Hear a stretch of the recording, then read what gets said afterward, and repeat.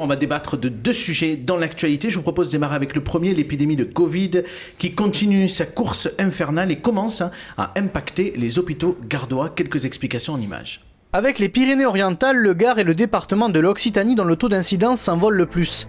Il était hier soir à 670 pour 100 000 habitants, un score qui avoisine celui de l'automne 2020 quand les hôpitaux du département commençaient à craindre le pire, ne plus pouvoir accueillir de malades. Hélas, malgré la vaccination à 73,7% des gardois vaccinés, la tension hospitalière atteint des records. Dans le Gard, elle est désormais à 98%.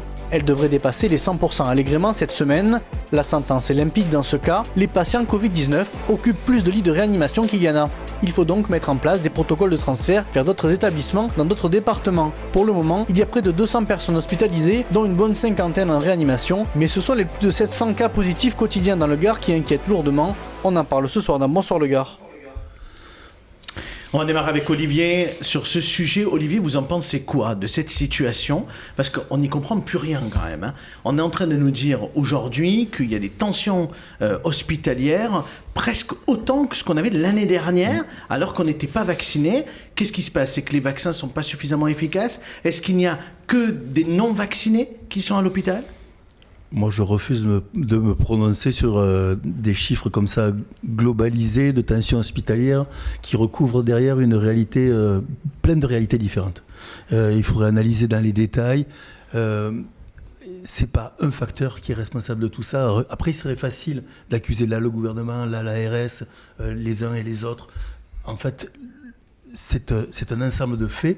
Ce qui est sûr, en tout cas, là où on est certain qu'il y a une vraie réalité, c'est la pénurie de personnel. Là, vraiment, il y a une vraie pénurie de personnel. Et un manque de lits de réa, peut-être? C'est sûr non que... oui, mais le manque de lits de réa, c'est un manque de personnel. Parce que les lits, en soi, c'est que du mobilier et des murs. Ce qu'il y a, c'est des gens formés et qui soient là pour travailler. Après, moi, je ne peux pas m'empêcher de penser, bien sûr qu'il y a, et c'est la première des causes, il y a un manque de personnel. Il y a aussi un personnel qui est là et qui souffrent parce qu'ils ont été très sollicités, psychologiquement et physiquement. Mais il y a aussi, et je ne peux pas m'empêcher de voir le parallèle, un changement de monde et d'état d'esprit qui est né du Covid, de cette phase qu'on vit tous, entre cette pénurie de main-d'œuvre personnel hospitalier et cette pénurie de main-d'œuvre de personnel de restauration, qui sont grosso modo sur des bas salaires et qui, à un moment donné de leur existence pendant le Covid, décidé de décrocher et de voir autre chose. Enfin, il y a quand même une autre réalité, au-delà des chiffres par rapport à ce que vous disiez Olivier, c'est que quand même la majorité des cas sont des personnes qui ne sont pas vaccinées. Donc ça aussi, important de le dire. Oui, et donc mais donc on fait quoi? Non, parce que la réalité c'est celle-là. Vous dites qu'il y a un manque de personnel, mais il y a aussi cette réalité. On a 73% de gardois qui sont vaccinés. Moi j'ai eu un débat il y a quelques jours. C'est une réalité. Une personne de mon entourage, professionnel et personnel, et qui mettait en accusation, de fait, les gens non vaccinés. C'est vrai que la facilité serait de faire ça aussi. Moi, je suis vacciné, j'ai mes 3 vaccins, je peux circuler librement partout, etc. Mon fils a fait pareil, mais il a acheté son droit de liberté. Il n'a pas convaincu du vaccin, il a acheté son droit de liberté. Et son droit de peut-être pas se retrouver en réanimation, mais c'est pas la première réflexion qu'il a eue, comme bon nombre d'entre eux. On est d'accord, parce qu'il y a une question d'âge. Très bien, mais moi, vous avez raison. Je veux simplement dire que la personne que j'avais en face de moi disait « c'est une honte ». Je vous passe les détails de qualificatifs. Ces gens-là qui ne sont pas vaccinés, qui refusent le vaccin. Moi, je ne dis pas ça. Je me refuse de dire ça parce que pourquoi ? Il y a des gens qui fument 2 paquets de cigarettes par jour. Eux, ils ont beaucoup de chances de se retrouver en réanimation et ils iront en réanimation. Eux, avec certitude, ils rempliront un jour les services de réanimation. Et on pourrait, de fait, nous, non-fumeurs, se plaindre de ça. Claire ? Donc, arrêtons là. Non, moi je ne suis pas d'accord. Je pense, et d'ailleurs, tu vois qu'on n'est pas d'accord de temps en temps. J'ai C'est rare sur ce plateau. J'ai eu le Covid en 2020. Non vacciné, puisqu'à cette époque-là, on ne se vaccinait pas. Je me suis vaccinée cette année et 2 mois après, j'ai rattraper le Covid. Donc, dire que, en fait, moi, ce que j'ai vu autour de moi depuis quelques mois, et depuis que justement le vaccin existe, c'est que les gens disent « Ah non, mais moi je suis vacciné, je ne mets pas le masque. » Ah ben non, je l'ai vécu cet été, quand j'ai emmené des gens dans ma voiture, j'ai dit « On met le masque. » Ah ben non, moi je suis vacciné. Les gens ont cru que le fait de se faire vacciner, ils pouvaient s'exonérer des gestes barrières. C'est vrai que c'est un réflexe un peu chez tout le monde. Ce qui est totalement faux. La preuve, preuve, c'est que moi, j'ai été vaccinée et j'ai rattrapé le Covid et donc j'aurais pu contaminer des gens. Vous avez votre troisième dose, Claire? Pas non, encore? non, et non, puisque là, je viens de le rattraper. Ah oui, effectivement. Donc, forcément, j'ai encore Ah, 6 mois. Olivier? On a cru qu'on n'avait pas besoin de masque. C'est le gouvernement qui nous l'a dit. Il n'y a pas besoin de masque. Après, on a cru qu'il suffisait de sortir pour pas choper le Covid. Mais après, tout le monde a cru, même le gouvernement a cru. C'est une situation totalement inédite. Moi, je jette la pierre à personne. Il ne faut pas jeter la pierre aux gens qui croient que vacciner... Non, il faut qu'ils mettent le masque, ces gens-là. Oui, je leur jette la pierre. Aux gens qui sont vaccinés et qui ne mettent pas le masque, je leur jette la pierre. Comme moi, je jette la pierre à des gens qui ne sont pas vaccinés et qui ne mettent pas le masque non plus. Eh ben, si les gens sont vaccinés, ça aura quand même un impact plutôt positif sur l'attention hospitalière qu'on voit. Oui, bien entendu, mais il ne faut pas faire un focus non plus que sur le Covid. Je dis que, et j'affirme, que les gens qui fument, qui boivent aussi, et qui boivent, etc. Mais ça a toujours été. Qui ont des comportements peut-être pas tout de suite, bien chargés aussi les urgences. Non, moi je suis pas. Sophie Roule, je vous en prie, notre invitée. Parce que si tu fumes, tu te mets en danger personnellement. Alors oui, mais tu charges les services. Si tu te fais pas vacciner, tu peux mettre en danger autrui en donnant aussi, sachant que tu ne sais pas que tu es porteur du virus, tu peux le donner à une personne fragile. Donc, à mon avis, c'est pas du tout la même chose. Mais tu le donnes aussi quand tu es vacciné, la preuve. C'est que moi, j'ai été vaccinée et pendant 8 jours, j'ai fait 2 tests antigéniques qui étaient négatifs et je me sentais pas bien. Je disais, il y a quelque chose qui va pas. J'ai fait un PCR 4 jours après et j'ai été positive. Mais j'étais quand même contagieuse pendant ces 7 jours-là. Donc, vaccinée, j'ai pu donner le Covid. Donc, il faut que les gens vaccinés mettent le masque, mais il faut aussi que les gens non vaccinés mettent le masque. Et moi, ce que je vois, par exemple, dans une manifestation qui a eu lieu à Nîmes, pas plus tard qu'il y a un samedi, je les ai tous vus dans la rue débouler, il n'y avait pas un masque. Et les gens Alors que dans les manifestations publiques, le masque est obligatoire quand même, y compris dans la rue. Mais après, est-ce que c'est aussi une problématique de communication peut-être? Parce que jusque-là, on a dit aux gens que le masque n'était pas obligatoire en extérieur. Juste pour répondre à Sophie, je suis d'accord avec toi sur la transmission. Mais on parlait là d'occupation de tension hospitalière. Dans les urgences, la tension hospitalière, elle est aussi due aux gens qui... Pas uniquement des gens, effectivement, qui ont le Covid. Non, mais ça, on est d'accord, Olivier. Ça a toujours été. Ça a toujours été. Il n'y avait pas de tension à ce moment-là. Mais bien entendu. Olivier, ça y participe quand même. Et c'est très inquiétant de se dire, un an après, finalement, on n'a pas avancé, malgré le fait que tout le monde a fait presque 3 doses. Où sont les lits ? Oui, mais on a eu le variant aussi. Le variant qui a modifié aussi les choses. Et du coup, le vaccin, il n'est peut-être pas aussi efficace avec le variant actuel. Donc, le variant Delta, effectivement, correspond, je crois, à 98% des positifs à l'heure actuelle, selon Santé publique France. Est-ce que ça veut dire que pour vous, à Noël, est-ce que vous, par exemple, vous allez peut-être faire plus attention en famille ou, voilà, on avait déjà eu le débat il y a un an, mais là, il se pose encore pour les fêtes de Noël. Est-ce que, par exemple, Olivier, vous allez faire en famille, on fait très attention. J'ai une fille qui est enceinte, qui va accoucher, qui est particulièrement sensible à ça. Et donc, on fait très, très, très attention. Sophie, Roule ? Nous, en famille, oui, on va être à la famille proche avec les enfants. Voilà, on ne va pas aller voir les grands-parents parce que ça sera trop compliqué, je pense. Et pourtant, ils sont tous vaccinés avec 3 doses. Hein. Nous, la question est réglée, on l'a tous eu, les enfants, tout le monde l'a eu. Donc tout le monde peut se faire des bisous, on est tranquille.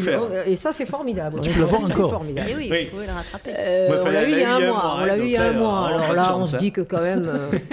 Allez, je vous propose tout de suite de passer au deuxième sujet de ce soir, la candidature de la Maison Carrée à Nîmes pour l'UNESCO en 2023, les enjeux en images. Créée il y a plus de 2000 ans, Nîmes est l'un des plus beaux joyaux de la civilisation romaine au monde. Les arènes, la maison carrée ou encore la tour Magne bénéficient d'une conservation exceptionnelle qui font de Nîmes une étape incontournable pour tous les touristes ou historiens qui souhaitent se projeter dans l'histoire et découvrir l'une des plus grandes enceintes de la Gaule romaine. Et c'est bien une anomalie que ce patrimoine historique n'ait pas bénéficié d'une inscription au patrimoine mondial de l'UNESCO depuis plusieurs décennies. Après l'échec de 2018, Nîmes n'a pas lâché l'affaire. Après avoir passé une à une les étapes de sélection et recueilli l'avis favorable du comité français et des ministères de la Culture et de la Transition écologique, la France proposera la candidature de la Maison Carrée de Nîmes à la 46e édition du comité de patrimoine mondial de l'UNESCO en 2023. Alors, inscription dans un an ou nouvelle désillusion, on en parle dans Bonsoir le Gard.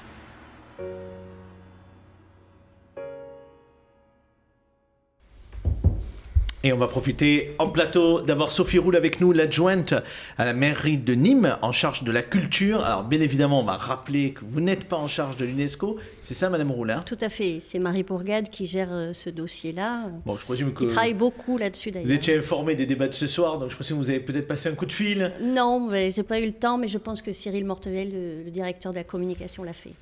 Alors peut-être quand même nous donner un peu votre opinion sur ce sujet, sur la candidature de Nîmes pour la Maison Carrée cette fois-ci. Bon, après la désillusion de 2018, est-ce que cette fois-ci on va y arriver ?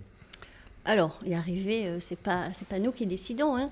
Je vous rappelle que le dossier a été présenté à l'ICOMOS et que l'État français vient d'accepter de le présenter. Donc ça doit être fait en 2023. Et je rappelle que je pense que c'est mieux si vous invitez Marie Bourgade sur le plateau. À l'occasion de l'inviter, vous inquiétez pas. Elle est déjà venue. Elle est déjà venue, mais on l'invitera effectivement sur ce sujet-là en 2022. Elle en parlera bien mieux que moi. Donc l'idée, c'est qu'en 2023, l'État français va pouvoir porter le dossier et le présenter à l'UNESCO. Donc c'est à l'État français maintenant de défendre nos intérêts auprès de l'UNESCO pour qu'enfin on puisse avoir ce fameux label. Olivier, franchement, on a suivi ça en 2018. Hein. Il y a eu beaucoup de choses qui ont été réalisées, beaucoup de communication de la ville de Nîmes. On se rappelle de la Vuelta avec ce message aussi qui avait été inscrit dans les arènes. Finalement, ça n'a pas servi à grand-chose. Qu'est-ce qui nous a manqué la dernière fois et comment on peut imaginer aujourd'hui que ça marche ? Alors, moi, je l'ai suivi de l'intérieur et de l'extérieur. J'ai travaillé sur ce dossier en parallèle avec les services de Marie Bourgade. C'est pour ça que je vous donne la parole très rapidement. Ouais, c'est un dossier qui a été énormément travaillé. Alors, après, avec le recul, il faut savoir analyser comme un sportif, quand il perd, pourquoi il a perdu. Je pense qu'il a été trop travaillé. Et qu'à la fin, non mais très honnêtement, je pense que... Ça paraît fou. Oui, mais à force de vouloir être trop perfectionné sur tous les éléments de toutes les strates, on a fini, il me semble, par perdre notre âme de ville romaine. Et c'est curieux de dire ça, mais que on est devenu très technocratique et que l'ICOMOS a beaucoup imposé de choses et que les gens qui travaillaient, qui conseillaient, ont beaucoup imposé de choses qui n'étaient pas de nos tripes. Je pense que l'UNESCO, il faut qu'on l'ait une fois pour toutes avec la Maison Carrée. Voilà, on aura le label UNESCO, point barre, ce sera fait. Aura. Et puis passons à autre chose. Parce que l'UNESCO, ça ne fera pas 25% de tourisme supplémentaire. J'y crois pas. Tant mieux, j'aimerais bien signer, mais je n'y crois pas. Ça fera du tourisme supplémentaire. Ça apportera beaucoup à la ville. En termes d'image, surtout. Voilà. Oui, mais quand on voit que les centres historiques d'Avignon, Arles-Dijon et pas Nîmes, ça paraît un peu incohérent. Surtout, projetons-nous sur l'avenir. C'est ça qui m'intéresse, moi. L'avenir. On a fait beaucoup pour la romanité, on fait beaucoup, on investit beaucoup, tant mieux. On préserve ces monuments, c'est notre gagne-pain, c'est notre vitrine. Mais faisons aussi... Et moi, je regrette. On parle de Marie Bourgade et... Je sais que Marie, on a travaillé ensemble très longtemps. Je respecte beaucoup le travail qu'elle a fait. Elle a travaillé avec acharnement depuis 3 mandats. C'est son 3e mandat qu'elle enchaîne avec ce dossier. Il faut beaucoup d'abnégation pour faire ça. Mais moi, je regrette. Et quand on avait Magnanime, j'ai fait la proposition durant les élections municipales. Aujourd'hui, là, tout est apaisé. Je le redis. Je regrette qu'on n'ait pas... Et le lapsus était important, que ce dossier-là ne soit pas porté par la culture. Ce n'est pas un problème de personne, c'est un problème de délégation. Quand vous êtes UNESCO, l'UNESCO, c'est quoi ? C'est la promotion de la culture dans le monde. Et là, on le fait porter par le tourisme. Le tourisme, c'est quoi ? C'est faire du business. C'est légitime. Non, c'est pas porté par le tourisme. C'est porté par Marie Bourgade. Non, elle est plus.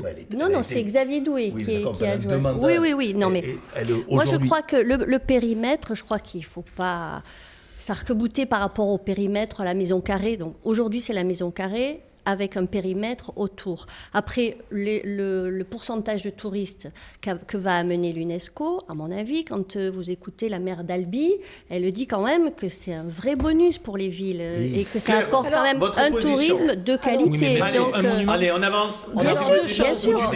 On va donner la parole à Claire. De toute façon, je pense que la Maison Carrée, on l'aura l'UNESCO avec la Maison Carrée. Le label, après, ça dépend plus de la ville.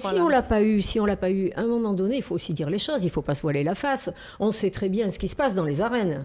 Hein, ça, c'est mondialement connu. Et oui. Les arènes qui sont derrière et vous, Madame moi, Roulet. à partir du moment où ce projet a été dans les tuyaux, je n'ai pas manqué de contacter tous les grands pontes de l'UNESCO, tous les grands pontes de l'ICOMOS. Et si vous avez travaillé, moi aussi j'ai travaillé avec l'Alliance Anti-Corrida. C'était là le débat, Et on en fait. a un dossier votre comme faute. ça. Et des réponses, on en a des réponses. Comme quoi, ils allaient étudier, effectivement, on a donné des éléments et tout. Ce n'était pas possible qu'en 2020 ou en 2019, je ne sais 18 à plus, l'époque, ouais, hein. 18, voilà, encore mieux, le label l'UNESCO soit attribué à Nîmes, qui a une image de ville de sang, qu'on le veuille ou non, c'est Oui, c'est comme pas ça ça. qui compte, pas là, que ça. c'est Non, l'architecture qui compte, non. c'est le Mais c'est bien sûr, l'amphithéâtre mais romain, on c'est est pas ce qu'on y d'accord. fait dedans. C'est deux On fois- est c'est deux fois d'accord, dans mais l'année. dans Claire, l'esprit des gens, Claire, mais excusez-moi, dans mais- l'esprit des gens, Non, mais le dans touriste l'esprit qui des vient, Moi, dans on a- ces on a cas-là- des gens je en ne face, parle c'est pas des touristes, je Moi, parle dans ces de cas-là, Claire- l'ICOMOS. Je parle de l'ICOMOS et je parle à ce moment-là Moi, de je ne peux pas responsables de l'entendre. Tu sais l'UNESCO. que ça Moi, a je ne- joué là-dessus, Je peux Claire. Moi, finir je- ma phrase moi, je ne peux Oui, pas ça a l'entendre. joué là-dessus, absolument. Moi, je Oui, ne ça peux a pas joué l'entendre. là-dessus. Je Parce suis- qu'on me l'a dit par téléphone et on n'a pas voulu me l'écrire. Et vous, vous l'avez signalé, C'était c'est ce pas que vous écrit dites. dans le Ça a joué rapport, en là-dessus. tout cas.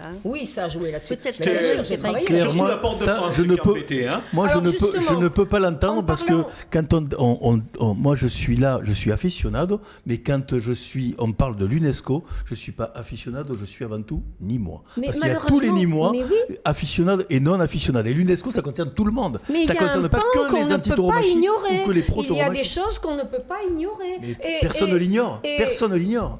Après, non, mais les c'est l'avis de responsables Claire de qui- l'ICOMOS. Oui, voilà. Non, ce Après, n'est pas mon enfin, en avis, tout cas, c'est dans un le fait. rapport de Les l'ICOMOS, responsables c'est de plus la l'ICOMOS porte de France. Et les responsables C'était de, pas, mais ouais, il y justement, avait on pas parlait de la la porte de tauromachie. France. Et bien, justement, les responsables de l'UNESCO, Oui. à l'époque, c'était une femme, et je ne sais pas si elle y est toujours. J'aurais dû emmener mon dossier. Je ne l'ai pas fait. Tant pis pour moi. En tout cas, ces gens-là étaient extrêmement sensibles à ce paramètre-là. Et donc, à mon avis, ça a joué. Ça a peut-être pas Bon, on est joué à tranquille plein, mais pour la ça a maison joué. carrée. Mais ça a joué. Et Je peut-être pense à que- l'UNESCO, il y La en a maison qui sont carrée, pour la la maison corrida. carrée. mais sinon- justement, la maison carrée, je pense qu'on l'aura. Moi, ce qui me gêne par rapport aux Allez, Nîmois. dernier mot, Et parce qu'on passe à l'interview. Avec cette UNESCO, bah oui, si Olivier parlait pas pendant 3 heures, peut-être qu'on aurait, Ça y est, le temps, on aurait Olivier. peut-être un peu le temps de s'exprimer. Alors moi, il y a quelque chose qui me gêne justement par rapport à notre vie de tous les jours.